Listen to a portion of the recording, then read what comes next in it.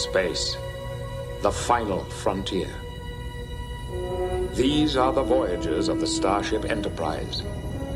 Its continuing mission to explore strange new worlds, to seek out new life and new civilizations, to boldly go where no one has gone before.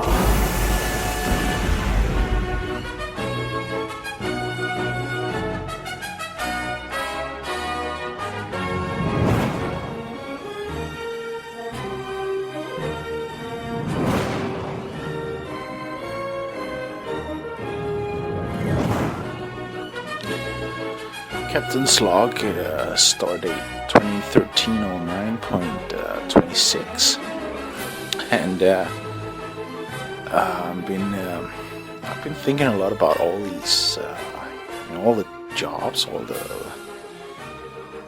the opportunities to do something in this new, brilliant society that we want to get to, and I wanted to take some examples, from our current state, from our current life, about a lot of the jobs that we do out there that doesn't make sense, and then see how the people who do them, like what skill set do they have, and what could they be possibly doing instead, because none of you are worthless. You should not think that you cannot do anything. It's just a matter of taking what you're already doing and applying it in a different way, So the first one I thought about is the password soldier. The password soldier. That's a person who sits in front of the screen all day and shuffles passwords around. You get all these emails from people who needs new passwords, and their old passwords is not good enough anymore. It has to be more complicated every month. You have to change it up so that evil people cannot check your email where all the passwords are, right? So what do? You send all these requests to the central password computer, and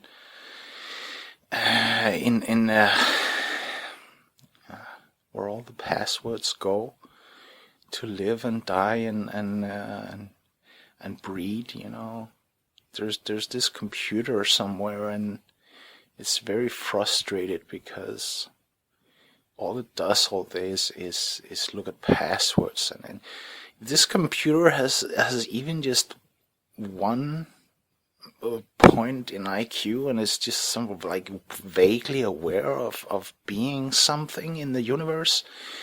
It's very, very frustrated that all it has to do all day is write new passwords and check passwords from all these human beings who seem to not trust each other, with information. So many codes, how many codes and passwords do you know right now in your life that you have to remember because nobody trusts each other? That's not where we want to be, We want to be in a place where there are no passwords. Imagine if your email account, for example, didn't have a password, because nobody would find it interesting to go snoop around your email account, because that's like your private stuff. I guess very few people goes to somebody else's letterbox, on the street and opens it up and wants to see what's inside there. So just because it's maybe more accessible or easier, why would you want to do that?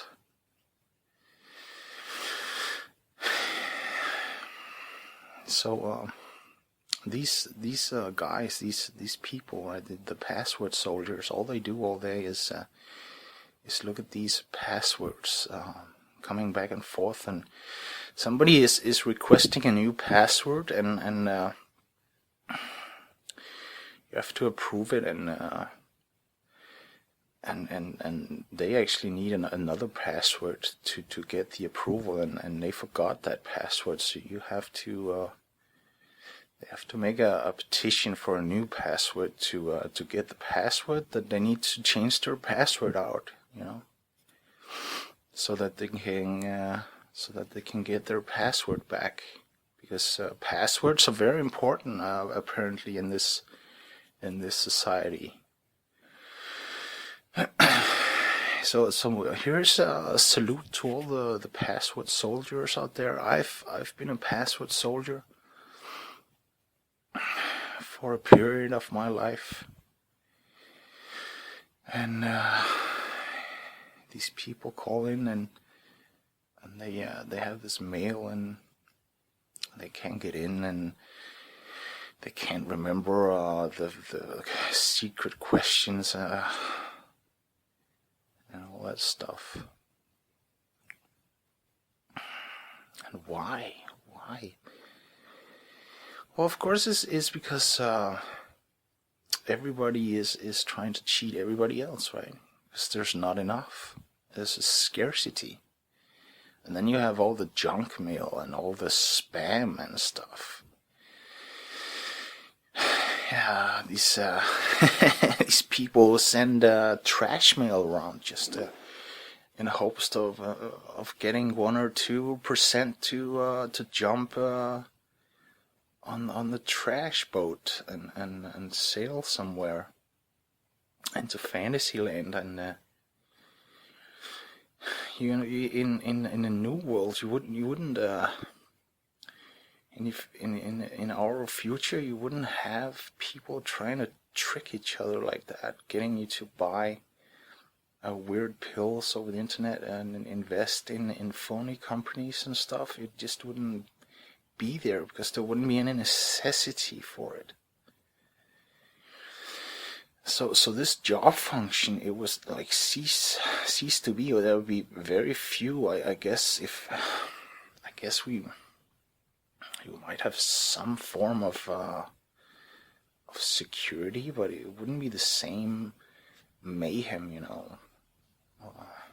can't get anywhere, and right now the internet is not as free as you think. Maybe you're watching this on YouTube, and if you're in like China or North Korea or some weird place, you can't see this, right? It's censored. There's so much censorship. Like, who decides what to censor? That's another job. Like, censoring stuff. These people sitting looking at stuff and saying that's not you cannot see this because that would enlighten you. That if you saw this, you would be smarter, and we cannot have that.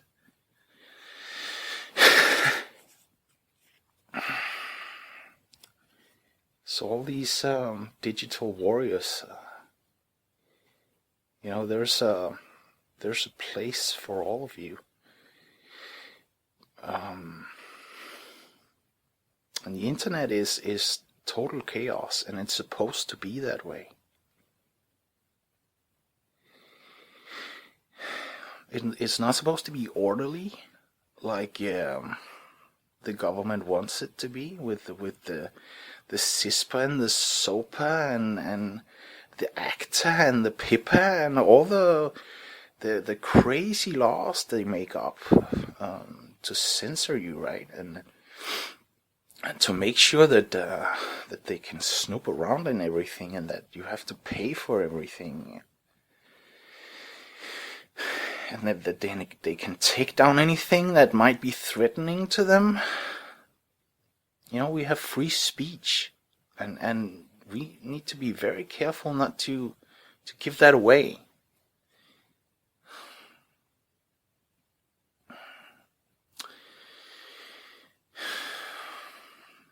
And all these rules, they usually come about when something terrible happens, when the government stages a false flag terror attack somewhere, and then because they want to scare you, and then you get scared, and you say to them, please do something about it, and they say, oh yeah, we're gonna do something about it.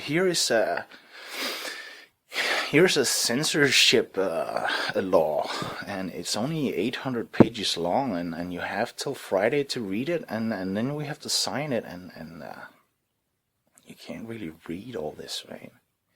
Because it's total gibberish. It's like complete nonsense.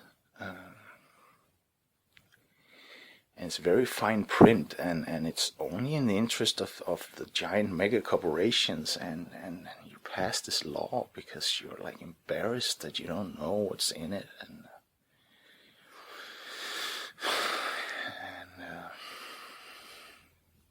and it becomes law, and then they take our rights away and censor everything. That cannot happen.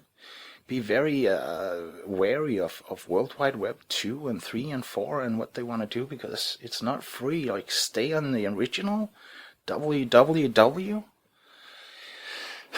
and trust Anonymous, Trust Anonymous all the way. Because Anonymous is you. You've seen Anonymous. It's like the guys with that mask from V for Vendetta. Remember the 5th of November? See that movie. Because it's about toppling governments. So what are you supposed to do? All the white hats and the red hats and the gray hats and the black hat hackers out there who are waging these crazy wars on the internet, breaking down barriers, creating subdomains, dungeons on the World Wide Web, where free people can go. Human knowledge belongs to the world, guys. Everything is supposed to be free.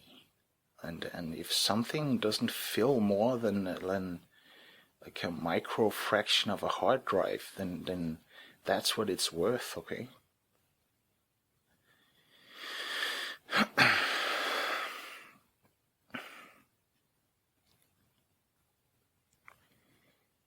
So digital information is supposed to be absolutely free for everyone. It's not supposed to be compartmentalized like it is.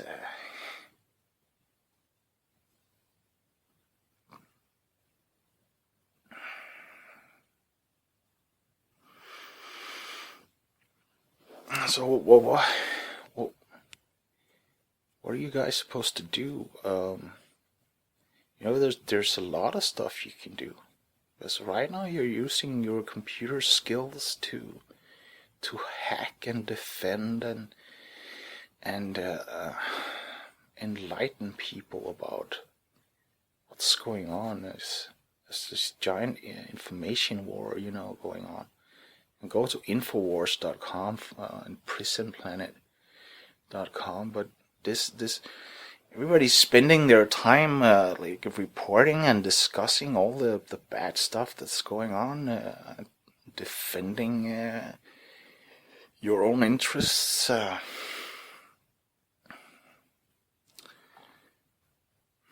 And you're supposed to use all these skills to create. So imagine if you didn't have to be defensive all the time and think in preemptive strikes, and if you could just create. Sit down and write software you really want to write. Software that can guide a starship or deflect meteorites.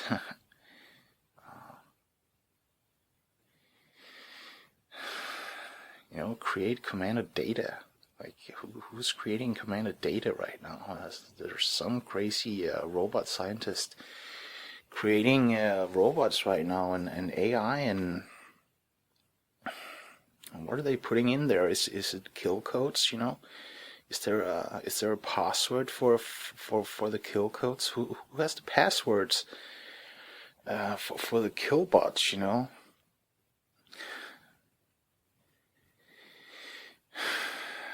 Sap Brannigan in Futurama, he had this challenge, right? Sap Brannigan is like the anti-hero of all time, and he went up against the killbots, and he found out that all the killbots, they had a limit.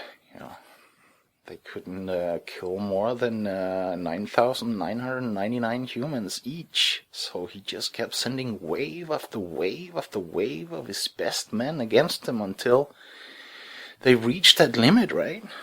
Well, that's a good solution. It feels like that's what's happening on Earth right now. So who writes the software for the killbots? That's coming to assassinate all of us. Like, why are we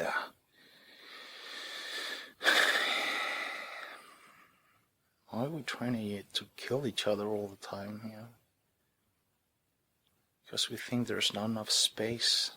We think there's a scarcity of everything, and there can only be one king of the hill. One lord of everything that gets everything, and there's some weird desire to be that person. Everybody's trying to be that person and creating hell while we do it.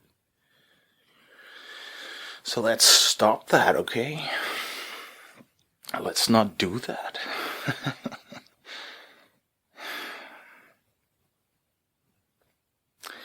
So guys, if you're sitting in front of a computer and you know what to do with it,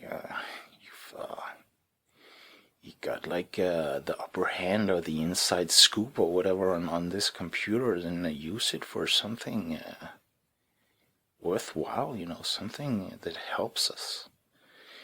Instead of locking everything in another firewall, in another layer of useless passwords that has to be reset over and over again. An endless mayhem of emails.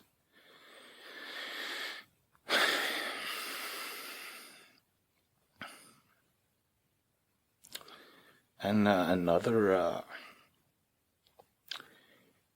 job function that's totally relevant is the money changers. The money changers. What is a money changer? It's an ancient term from Jesus. He cast out the money changers from the temples. Back then, they used religion. If you wanted to get into the temple, you had to have this special coin, and you can only get this special coin from the money changers, and it cost a lot of other money that you had to pay to get this coin, and then you could get in. And then nowadays, money changers are many things. You sit in maybe an exchange. One of those exchange booths, and people shove paper currency in your face all day, and you take other paper currency and shove it back in their face, and that job is gonna disappear like entirely, right? It's not gonna be there. Exchange rates and all that stuff. And money changers are everywhere, and especially in banks. If you want to work in a bank or something, have some position shuffling money around, your job is gonna be gone. It's not there anymore. And you're thinking, well, who's gonna keep track of credit, and who has the right to this house, and who owns that boat and stuff? And we're not gonna own anything, because it doesn't work, guys. We tried that. We're gonna share. And if there's a boat, people are gonna use that boat. And we're gonna create as many boats as we want. Until we feel that there's not really a need for any more boats. And you know what? Before we get to that point where there's enough boats, and you don't have a boat, then go to the place where boats are built and build your own boat. And you think, well, who's gonna pay for this new boat? Nobody's gonna pay for it, because there's no money, there's no job, and no password that you have to provide. You know, you're just gonna go there because you're interested.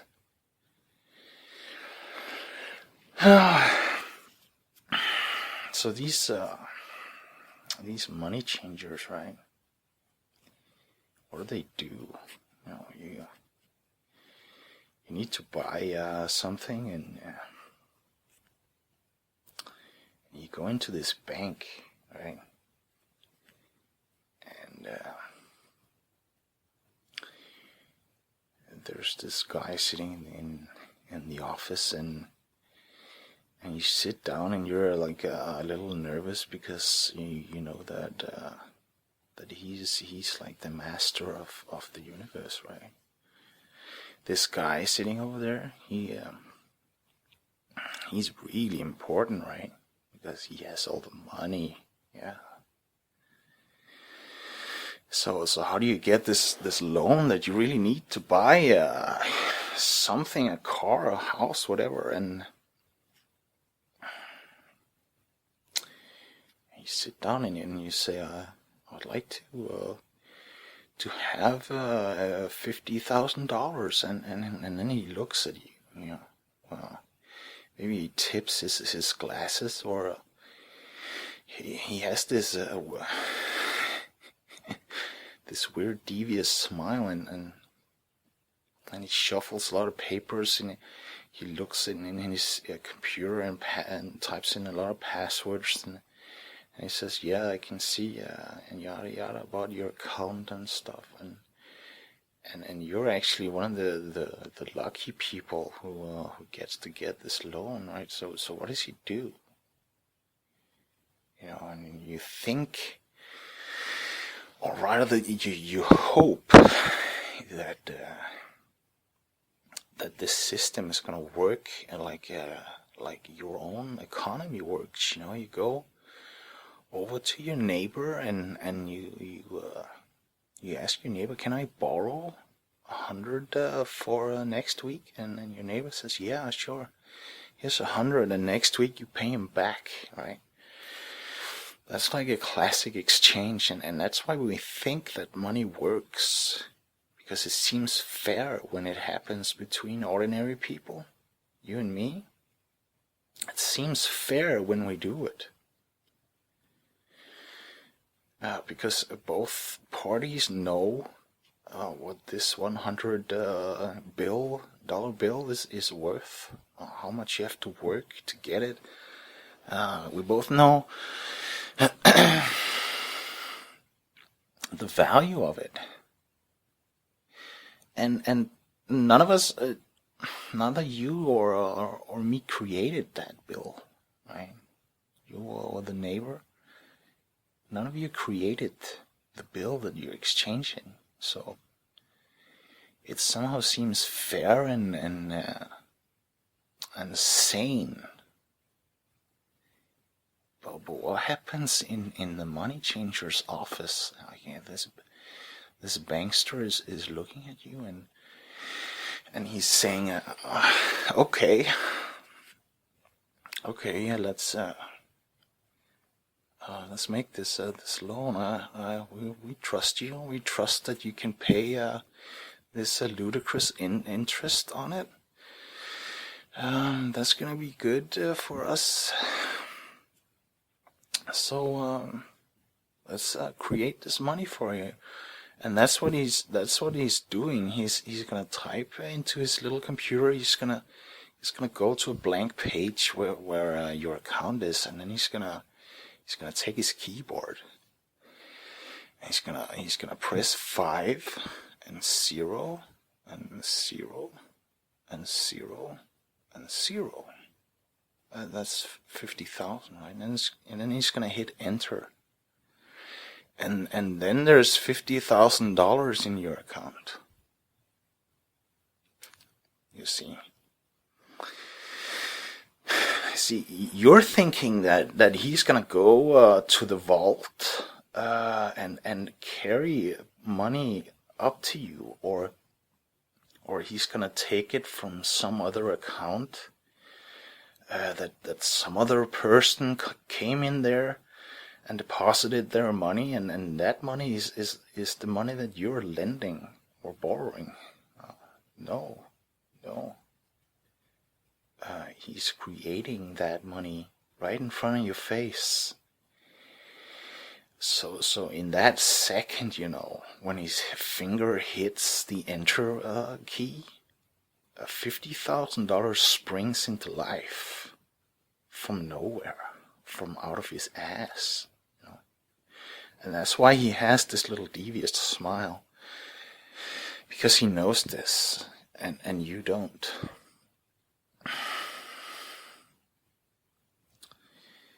So how can this money just come out of nowhere? Well, that's the system. That's how it's all built. They create this money out of nothing, and they only back it with 10%. That's the golden rule of the money changers.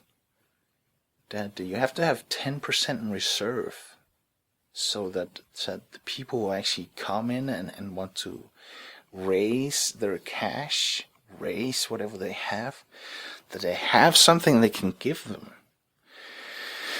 But the whole idea is that not everybody is gonna come in and do that.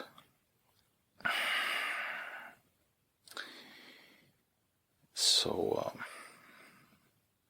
that they can pull this trick off,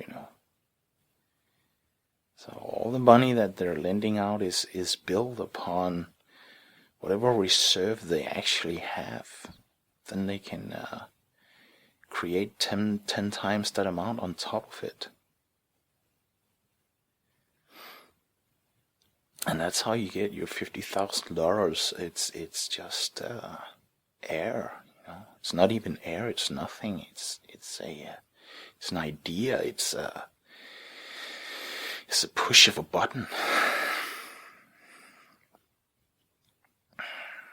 And here's the crazy part, because if you were borrowing $50,000 from your neighbor, then your neighbor would have been out working for it, right?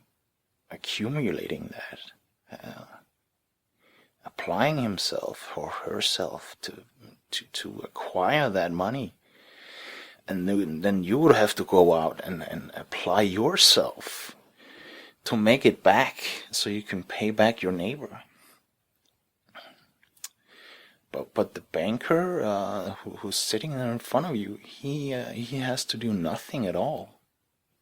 It would be like your neighbor just going into the basement and printing out a lot of money and say, now you owe me 50,000, even though they didn't do shit.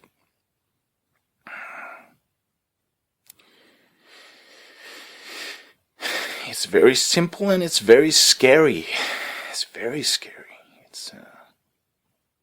And it's quite insane that we don't see how this is going on. So don't, if you're in a situation where you're faced with like taking out a loan or something, don't do that. Do not inflate the currency like that, because that's what happens when he enters those 50,000 into the computer. Then inflation happens. There's suddenly 50,000 more in circulation, and all the other money in existence are devalued because of that. That's the way it works.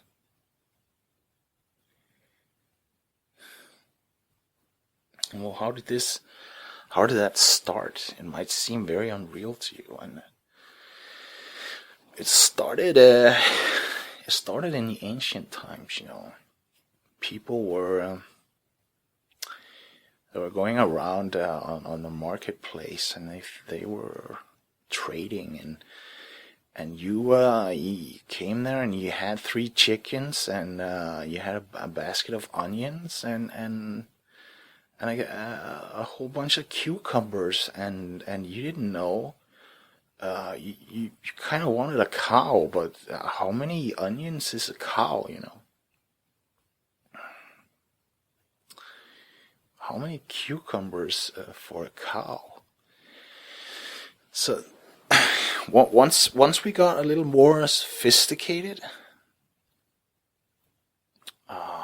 once the trading really took off, and we needed a little more structure as a society, then just exchanging stuff was very frustrating, and many people got cheated. And nobody really knew what anything was worth, and you had all these calculations in your head: onions and cows and cucumbers. It was unmanageable. And then the goldsmiths,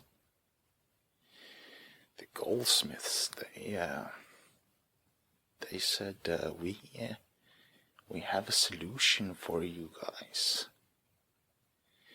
We're gonna take this gold, and we're gonna stamp it and put a face on it, and some numbers, and then they will be coins. And people were rejoicing, yay!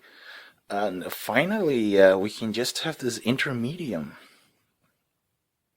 And things for a while were great, and we were buying stuff, and this system seemed to work because everything suddenly had a price. A cow was 100 gold, and a cucumber was 1 gold, or maybe silver or copper, and there was a lot of different coins. Okay. See, it seems very innocent, but what happened next?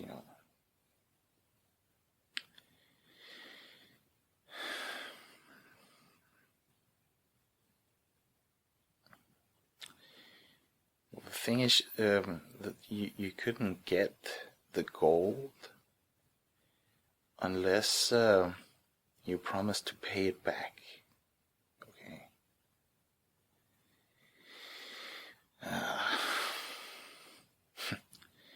You went to the goldsmith back then, and you said, "Oh, I want some of that gold, to go buy some stuff." And I said, "Sure, I just want it back. You can't just have it." And somehow you could see the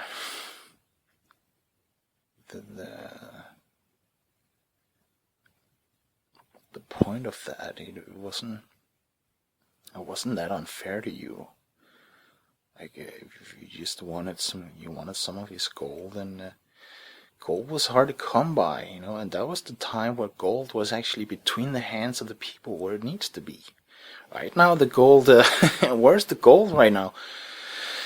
The gold is in the hands of the evil people at this point in time. Nobody knows where the gold is, and it used to be in Fort Knox, and in giant fortresses around the world, and now nobody knows where it is. If you follow the news in any kind of way, you know that the gold is somewhere deep underground, somewhere in the elite's hands. They're buying up gold like there's a frenzy, and they're keeping the gold prices down,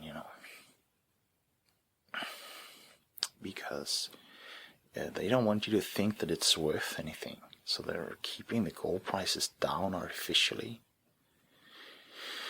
so that you don't invest in it, so that they can buy it all. And then you'll see at some point in the very near future just gold going through the roof, because they cannot do that anymore.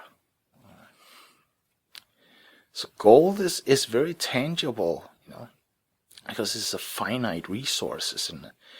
It's an atom, it's on the periodic table. It's something real. It's on the menu of the universe. It's part of the grand design. It's something. It exists, unlike numbers on like a computer screen.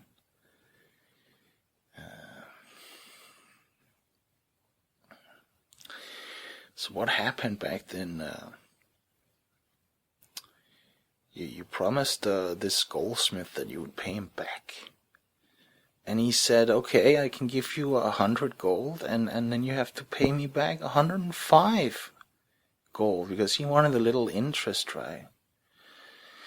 Why would he just give a lot of gold to you and get the same back? He would be missing out while that was going on, right? So he put interest on there. And that was like the beginning of interest and debt. But things were still pretty okay, because the gold was there, and somebody had to go dig up the gold, and there was a natural scarcity, There's a very big difference between artificial scarcity and natural scarcity. Natural scarcity is okay. There's only a certain amount of gold on the planet, and only a certain amount of uranium. There's only a certain amount of water molecules on the planet. But there's an infinite amount of money, right? You just type it in. So what happened back then?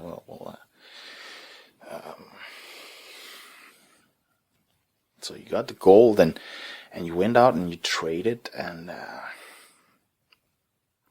you were carrying this gold around, and it was kind of heavy, and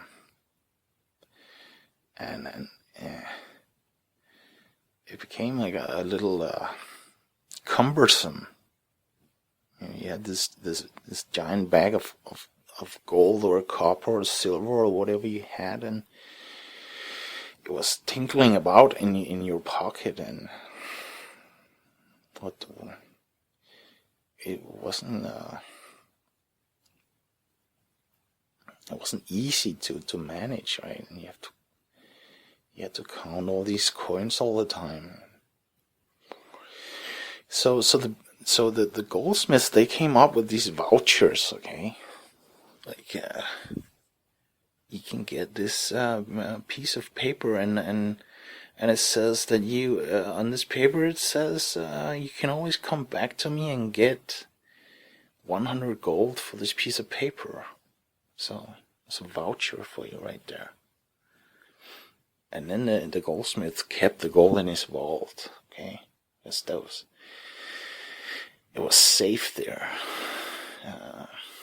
You didn't want all this gold lying around your house. You had to protect it all the time, and people could spot like a sack of gold or something. So you put it in the money changer's vault, and and he kept it safe. Yes, he kept it safe for you. And you had this piece of paper, and it said, "In God we trust." No.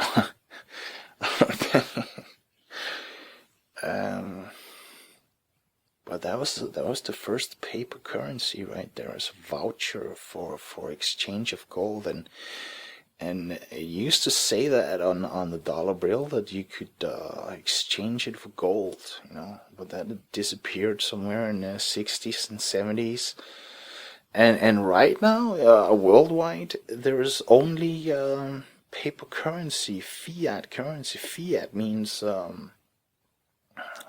so be it, or let it be, or let it be so.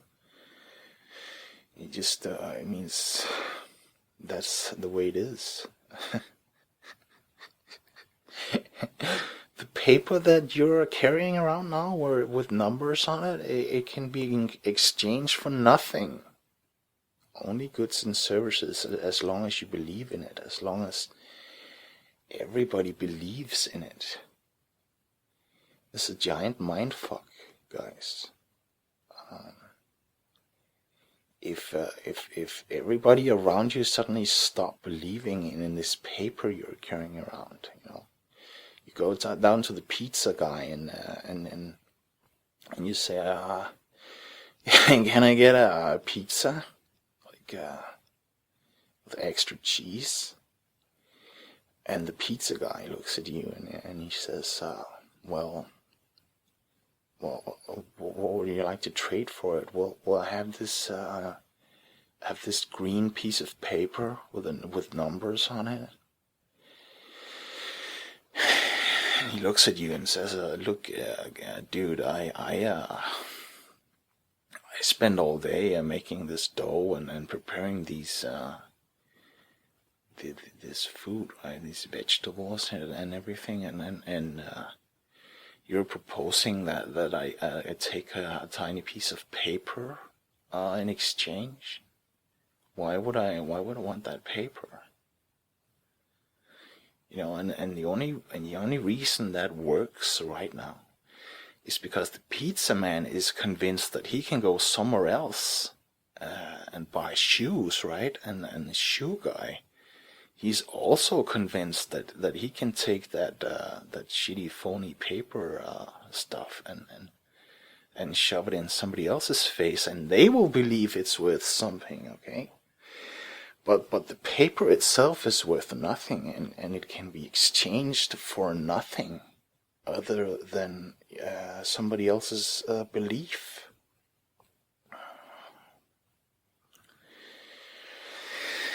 Oh my God.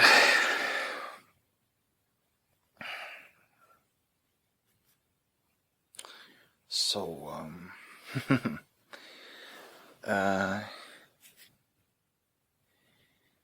so you got this voucher from the goldsmith, and these are the ancient times, and it was much easier to carry around. And you could always go get your gold back, and people did that for a while. But slowly people liked the paper more. It was more, handy, easier. You could put whatever number on there. You didn't. If you had to pay for a cow that was 100 gold, you just paid with one paper note, and you didn't have to stand there and count all these shiny coins.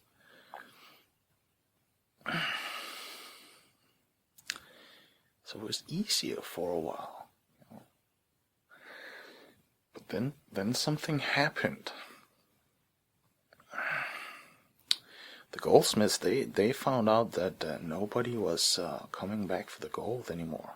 It was just sitting there in the vault. Everybody was carrying paper around now instead. So they thought, I'm just gonna print just one more of these vouchers and give it out to this guy. Because nobody comes and get this stuff anyway. I have all this gold now, and I think I'm just gonna go rob my body in all this gold and have golden showers, just like Uncle Scrooge in there. So they started, printing more vouchers than they had gold. They got greedy, guys. They planted that little seed of greed that has just blossomed into this giant and satanic demonic tree that we see today. It's called the banking world. Yeah. So they got greedy and they started printing more vouchers than that they could actually they could actually back up, right? And people still didn't come and get the gold out because they didn't want to carry it around. Some did, you know. Some people did. Around 10% did. So this was the start of the term that is now called fractional reserve banking. And if you're in a vicinity of a computer, you can just go and type in fractional reserve banking, and you will see the number 10% everywhere. It's in the rule book for all the banks. It says that they have to keep 10% of assets in reserve for people who actually want it. And that used to be gold, right? That used to be the gold they needed to have in there. So slowly over the ages, they had less and less gold in there, and there were more and more paper in circulation. And that and now, you know, it shifted. It took a step up. So now it's not gold that they have in reserve anymore. Now it's paper, you know, in the vaults. If you're a bank robber, or if you played Grand Theft Auto, or if you've seen any movie ever where they steal something from a bank, right? It's always the paper. You don't go in there after the gold anymore. You go for the paper, right? You open the vault, and in there is like all these tightly packed stacks of paper, right? And that's what you want, you know. That's what you really need in your life is all these green little pieces of paper. That's why you want to kill and risk your life and have a daring getaway and be an outlaw and be hunted by the police. Is of course because you want these little pieces of paper, right? So instead of having gold in there, now they have paper as a backup. So this guy sitting in the bank lending you $50,000, he's supposed to have $5,000 in a shitty, worthless fiat paper currency lying in his vault to back it up. Maybe he does, maybe he doesn't. You know, the banking world is such a mystery to everybody but bankers. So that's why all these banks are crashing. You know, whenever you see a bank run, you see all these people lining up, and they want their cash. And then the bank, they have like 10% of what they owe all these people outside the bank, and bank manager, he's starting to sweat, right?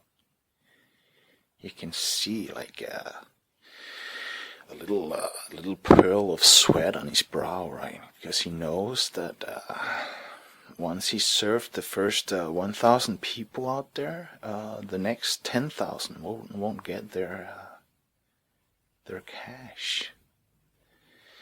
And that's a bank run, and that's when banks crash and has to be bailed out by you. You know, has to be bailed out by the government. And where does the government get the money? They get it from you. Right? That's what happened in 2008. When the Dark Lord of America, he just got elected, and he came out and said, "Now, yes, we can. yes, we can pay the banks, and now it's time for you to dig deep, dig very deep into your pockets and give the banks, what was it, $700 billion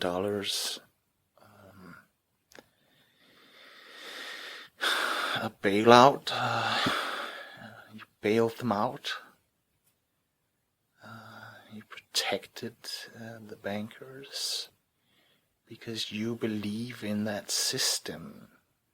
Your house and your car and your kids and everything is tied up into that system, and if you let it fail, then you don't know what would happen. What would you suddenly do without phony paper to give to everybody? Then you would actually have to trade stuff or talk to them or think or be generous. And you'd have to start thinking as a community, as a race, as a whole, as an entity, instead of your little egomaniac vigilante out for justice,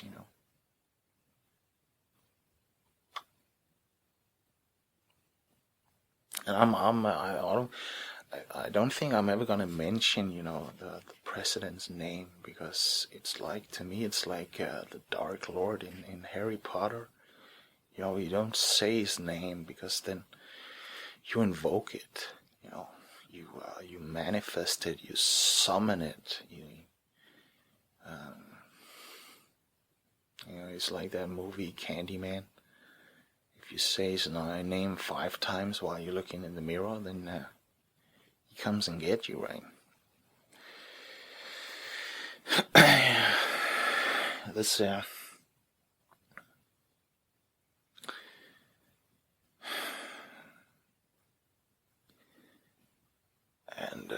that's why Bush got elected. Doesn't really matter because they're just puppets for the elite anyway. But why did Bush get elected? Well, they cheated with the numbers in Florida or whatever. But also because everybody was like anti-Bush, and the universe doesn't really know the difference between a yes and no. All it really focuses on is what comes after. So if you say no to Bush, then the universe hears Bush. Oh God, I said his name. I didn't mention the new guy's name, so I'm gonna stop that. But you see the point. If you say to the universe, I don't want to die, then all the universe hears is die, and it will bring you death. The fact that you say I don't want to in front of it doesn't matter, because you were concentrated on the word death, die. You were thinking about dying. So if you're in a situation where you're about to die, or it's nearby in your life, the death is around the corner, you should say instead, I want to live. Because then the universe is going to hear the word live or life, and it's going to bring you life. So be careful with your words, The universe cares not for the word not. It doesn't hear it. All it hears is your passion.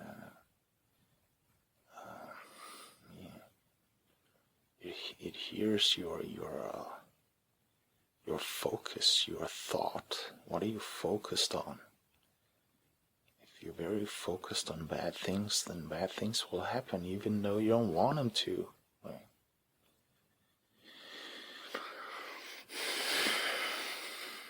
So be focused on good stuff, guys.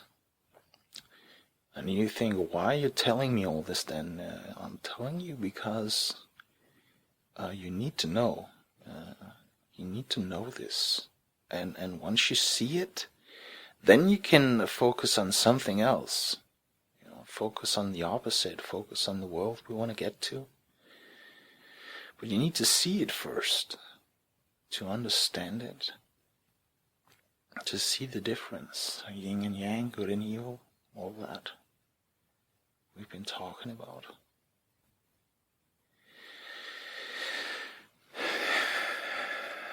Why do I call this this new puppet? Why do I call him the Dark Lord? Many of you are thinking this was the new hope, for the world, and I put my trust in him, and he had these speeches. He's very well spoken, but there is only one, really one argument that you need to contemplate. There's only one argument that will put everything into perspective for you. So if you imagine that you were the president, right? Doesn't matter which country. Just imagine you're the president of your country, and you had to assemble a cabinet, right? A cabinet, advisors, people sitting around you, advising you. Who would you pick? I would pick, an astronomer for one. We're gonna go into space and find the edge of space and see the galaxy. I want one of those in there. I would want someone who knew a lot about the plants, maybe a botanist. Someone who knew a lot about animals, the animal life on the planet, and someone who knew about ecosystems, and I want an engineer in there. People who could build stuff, inventors, people with foresight.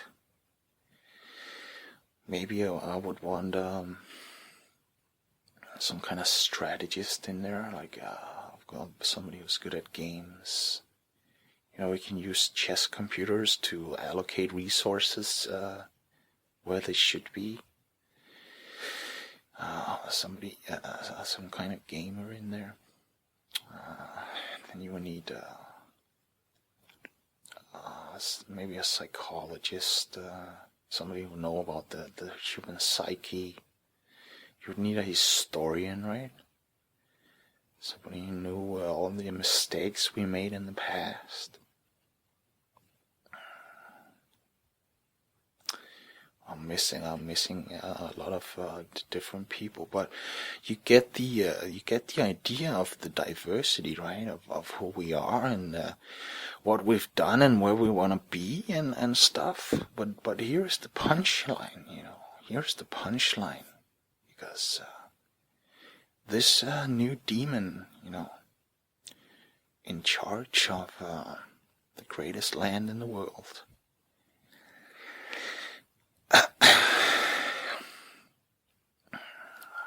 Guess who he has on his cabinet, on his team, like his advisors. Who are they? Who are they? He has like 12 people, like Jesus. It's almost like the birth of a new Antichrist or something. Who are these people? And they are all, every single one of them, bankers. Bankers, yes. they are all bankers. And, that's where that's kind of like where the argument stops, okay? That's when the universe stands still, like, that's when everything turns to iron, It's the edge of space. It's the finality of everything. He's the Antichrist, and surrounded by bankers, money changers, currency demons.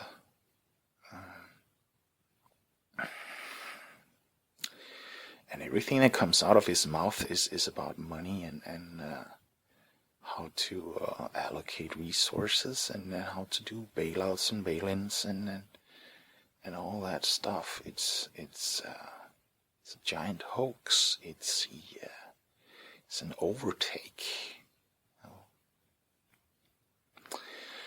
So think about that. And where are the money changers in the new world that we're going to create? They are nowhere, okay? They can go hang themselves, or we can do away with them in some way. But there's a lot of innocent people who are in there.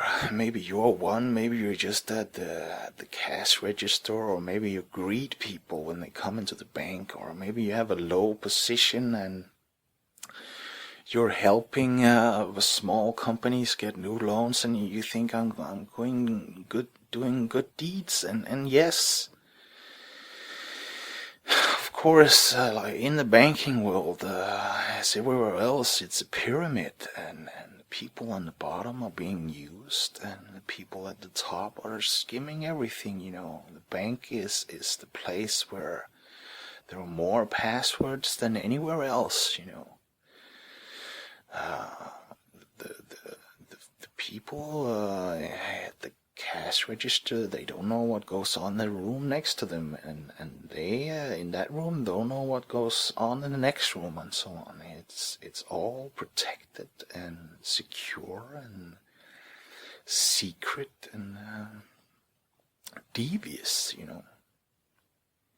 So get out of there.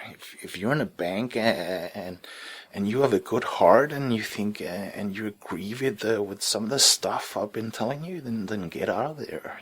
Stop it.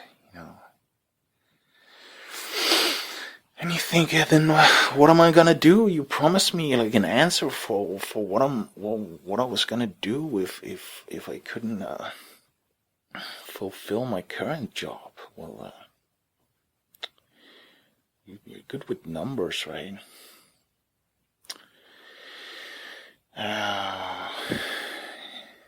So perhaps you could work. Perhaps you could help out if you're interested with how to allocate all the resources we have in the world. We're gonna need a giant chess computer figuring out where to put everything, and maybe you could help program that.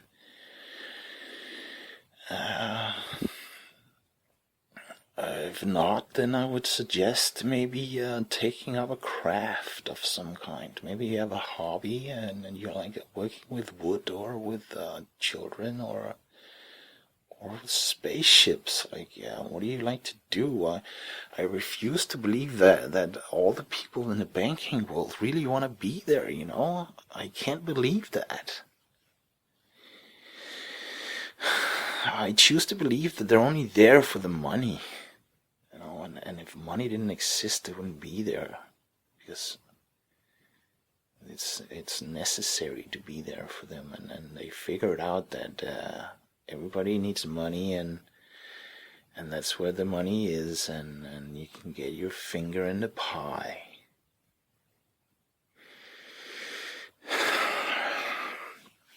But guys, people are not evil. Yeah.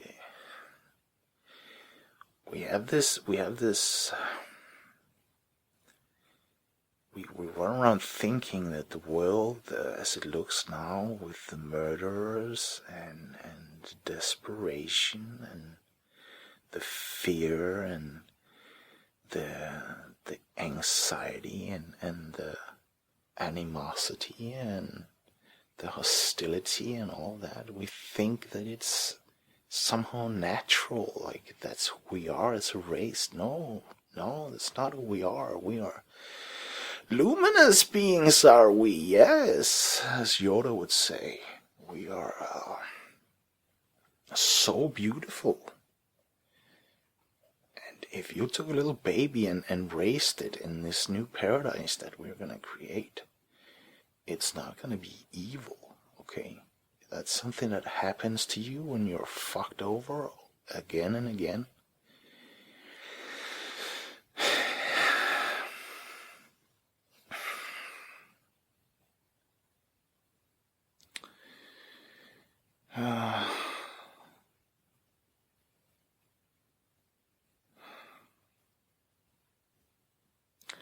So please see that, realize that the world right now is being twisted. When you watch those shows on TV, all those criminal shows where somebody murdered somebody, and you think, oh my God, the world is filled with psychopaths and killers and all that. No, they're constructed by the banking system, by the evil people. Because there's only 1% left for the 99% of us, and we're fighting each other, right? We're ripping each other apart to get a tiny, tiny piece of the cake.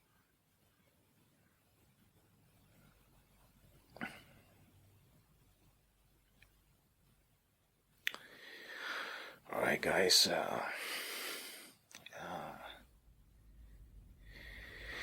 this was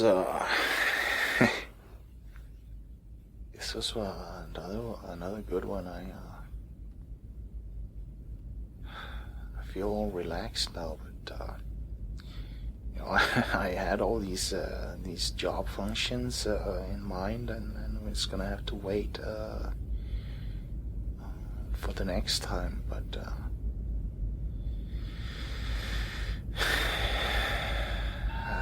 I hope you learned something, because I did.